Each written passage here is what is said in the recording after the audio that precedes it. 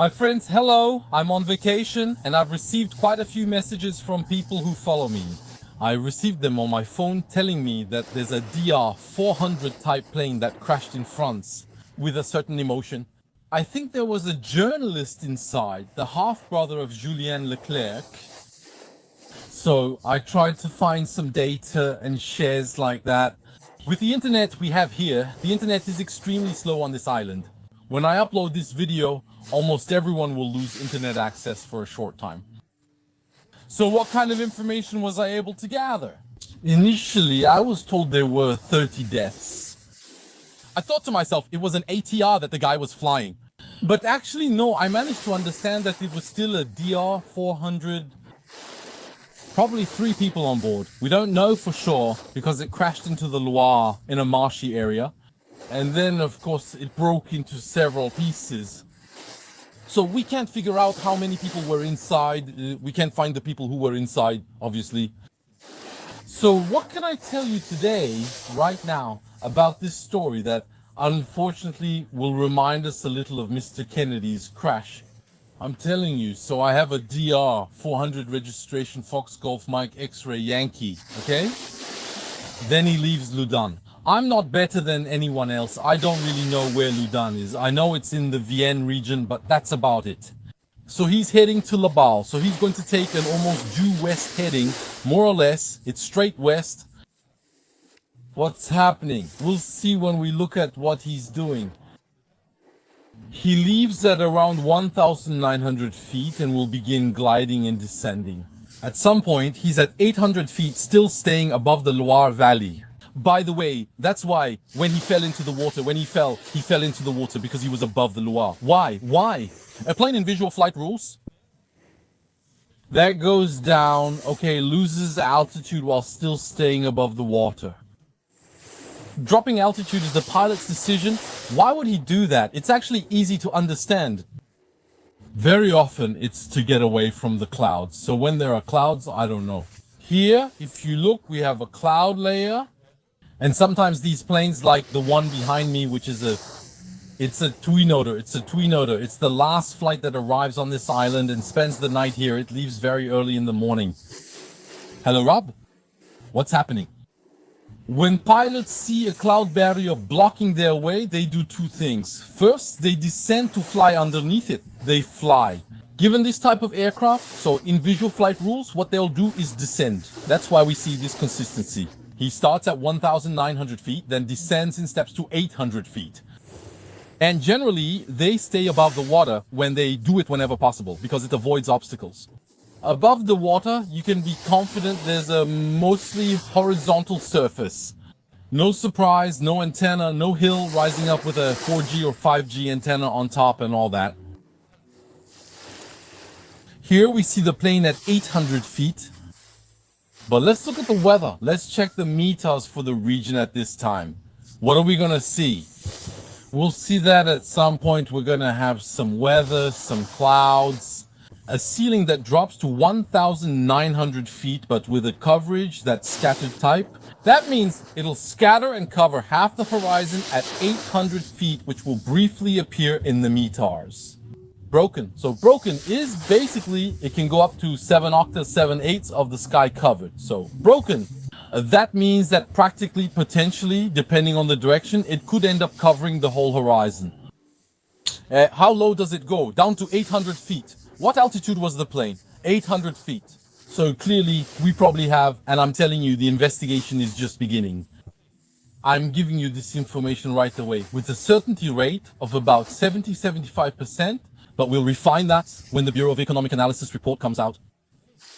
We have, coincidentally, a cloud cover at 800 feet and a plane that's descending to 800 feet. So clearly we're in an avoidance mindset. We're trying to stay out of the clouds. What will happen next? When we look at the transponder feedback, we'll see that our aircraft suddenly, while it's at 800 feet, will pitch up. It will take on a huge rate of climb, 2,300 feet per minute, which a DR400 cannot sustain for long. So we likely had a pilot who suddenly pulled back on the stick. Why? Because this is a major killer in general aviation, my friends. He likely entered the clouds unexpectedly, causing a sudden transition into instrument meteorological conditions or instrument meteorological conditions during flight. On instruments, when the pilot is not experienced or not trained for it and doesn't have the proper instruments, and the training that comes with it, he becomes totally disoriented within seconds of entering the clouds. So we have our pilot pulling on the yoke, probably trying to get above the cloud, because going underneath, since he's at 800 feet, he probably thinks he doesn't have enough margin. So he's going to climb at 2,300 feet per minute. What the plane is going to do now, most likely, is start to gradually lose speed while trading that for altitude. And at some point, we get a transponder return that tells us about an 8,500 feet per minute descent rate. That means it's a plane that's literally in a dive. So we have an unexpected entry into the clouds. We have a very abrupt nose-up maneuver, followed at some point by an even more abrupt dive. Here, the propeller goes into overspeed, 8,500 feet per minute. That's unforgiving.